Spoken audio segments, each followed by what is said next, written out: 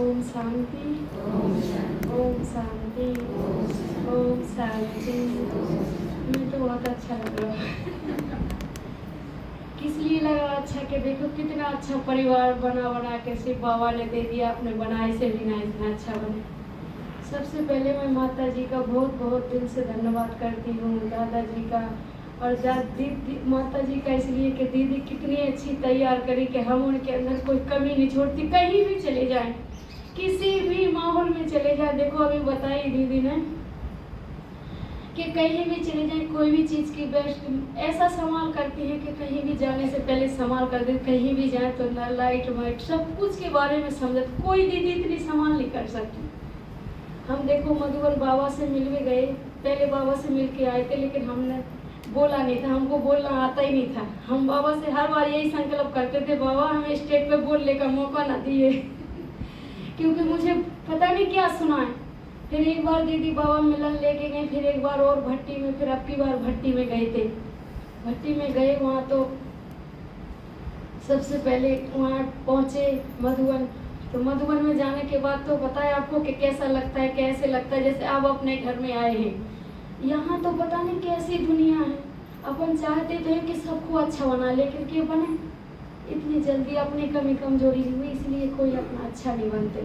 वहाँ पहुँची तो वहाँ ऐसे लगे सब सफ़ेद कपड़ा में, जैसे इस हॉल में बैठे सारे कि दुनिया कोई है ही नहीं, ऐसे वहाँ कोई कुछ भी नहीं लगे। हम लोग ने भट्टी करी, वहाँ भट्टी करी हम लोगों की 9 साल से जो ज्ञान में चल रहे उन तक की भट्टी थी। उसमें नए भी थे, हम सारे थे। तो पहला 100 मान था हम लोगों का, 100 का फीस था ना। और दूसरी भट्टी का था कि मैं ब्रह्मा स्वरूप आत्मा हूँ। और तीसरे दिन की भट्टी का था कि मैं उद्धार मूर्त हूँ। 100 का मतलब ये था कि 100 में कितनी संभाल से रखी जाएगी वो चीज़। तो शिव बाबा ने अपनी कितनी संभाल करी जब अपन यहाँ तक पहुँचे हैं, है ना। और उद्धार मूर्त के बाबा ने कितना उद्धार किया, कितनी कमी थी अपने अंदर जो पूरी काट के अपने किसी ने वो कमी, बाबा ने क्या अभी भी कमी करते हैं, लेकिन क्या देखी अभी बहुत कमी है, लेकिन बाबा अपन की कमी नहीं देखता है। फिर दूसरा सोमान था कि मैं उद्धार मूर्त हूँ। दूसरे का उद्धार करना है तो कैसे करेंगे, जब खुद के अंदर की कमी दूर हो जाएंगी तो दूसरे का उद्धार अपन कर सके। चौथा सोमान था कि मैं ब्रह्मा स्वरूप आत्मा हूँ, कि ब्रह्मा स्वरूप मतलब मैं बाबा के स्वरूप हो जाएंगे, दूसरे की कमी नहीं देखेंगे।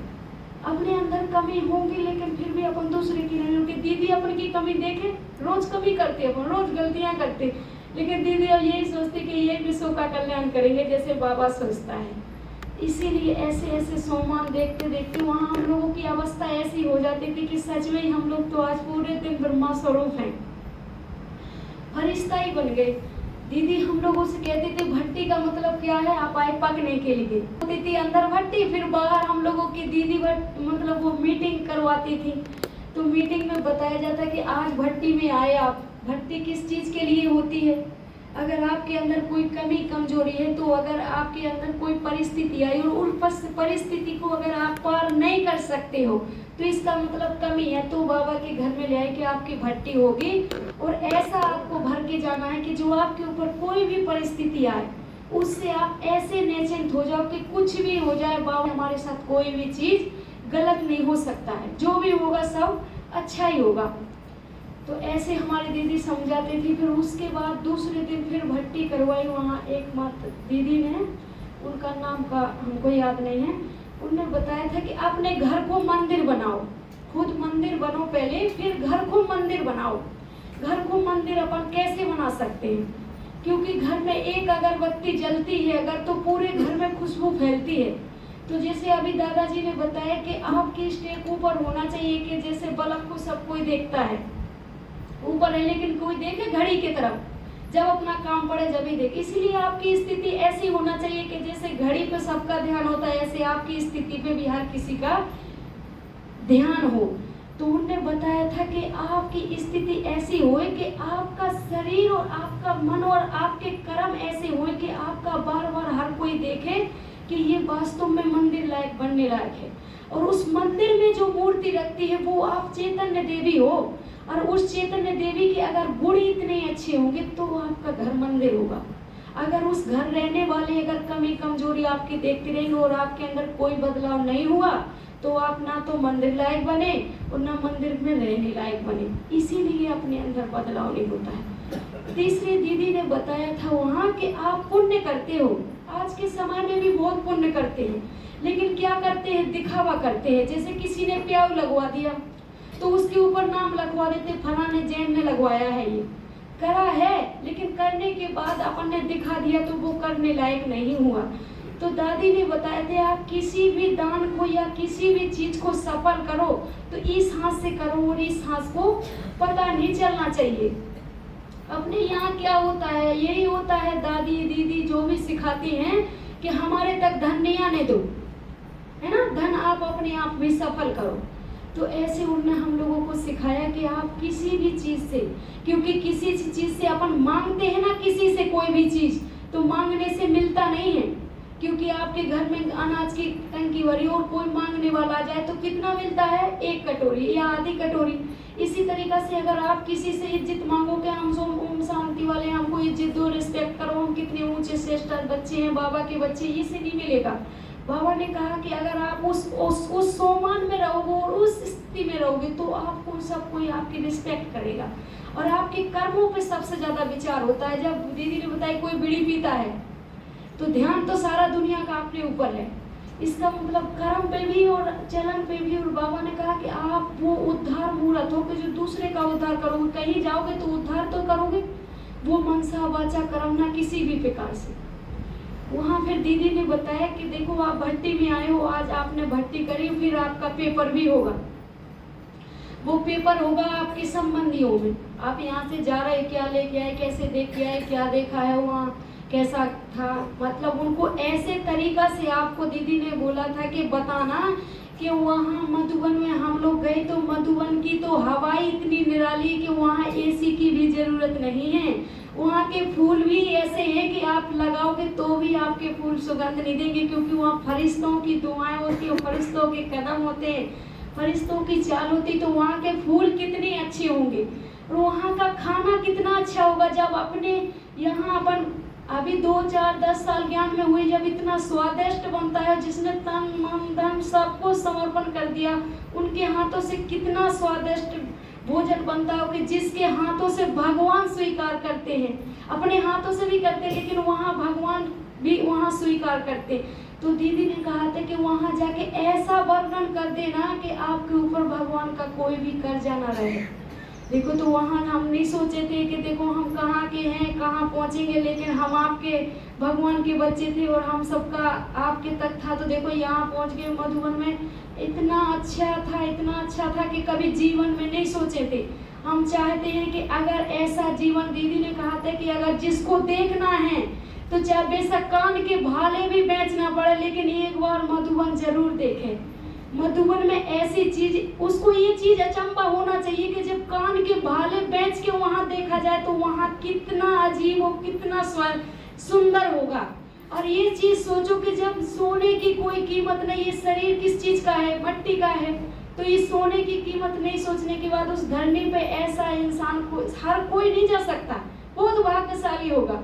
और पदम भाग्यशाली होगा, जो यहाँ से जाएगा वो और भाग्यशाली होगा, क्योंकि यहाँ की तो बात ही निराली है। देखो हम लोग ने वहाँ गए तो बहुत अच्छा लगा और हम बुक लेके गए थे 30, तो हमारे पास तो मतलब हम 5 आदमी थे और हम अलग ही थे, हम मौसी, हमारी छोटी लड़की, बड़ी लड़की। तो मुझे तो ये गीत गाना मतलब आते हैं, लेकिन मौसी तो ऐसे अनपढ़ हो गई, ऐसे हम भी हो गए अनपढ़। तो हम 30 बुक लेके गए थे, तो हम सोचते थे हम कैसे बेचेंगे। तो हम जहाँ चाय पीते थे वहाँ हमने एक पुस्तक को ऐसे दिखाया, हमने कहा कि अगर 300 रुपया का अपन रिचार्ज करते हैं तो वो 1 महीना चलता है। अगर 10 रुपया की अपन पुस्तक खरीदेंगे और इसकी कितने आदमी सेवा करेंगे और कितने आदमी तक ये पहुँचेगी, और जिसने लिखा है तन मन धन से, उसकी मेहनत कितनी काम लगी, वो सिर्फ 10 रुपया की कीमत में, वो ये कितने आदमियों का जीवन बना देगी, सिर्फ 10 रुपया की कीमत है इसकी। आप रिचार्ज को इस्तेमाल करो या ना करो वो खत्म हो जाएगा, लेकिन आप 10 रुपया को इस्तेमाल करो या ना करोगे वो आपके पास हमेशा रखा रहेगा। ऐसा खजाना यहाँ से लेके जाना चाहिए। सिर्फ 10 रुपया में आप नहीं, आप अपने सेंटर पे रख दो, आपकी दीदी पढ़ेगी और कोई पढ़ेगा जो गीत गाने वाला है, जो बजाने वाली, ढोलक बजाने वाली, कोई मंदिर पे सत्संग करते वहां दे दो। एक 10 रुपया नहीं आप दे सकते। आप यकीन करके मानो कि हमने 1 घंटा भी नहीं था, 10 मिनट में 20-20 बुकें बेच दी। हम 30 बुक लेके गए थे और 30 बुकें 1 घंटा में बेच दी। हम बाबा का शुक्रिया इतना करें, हम बाबा से ये चीज़ बोलें कि बाबा हम कैसे बेचेंगे, कैसे बेचेंगे।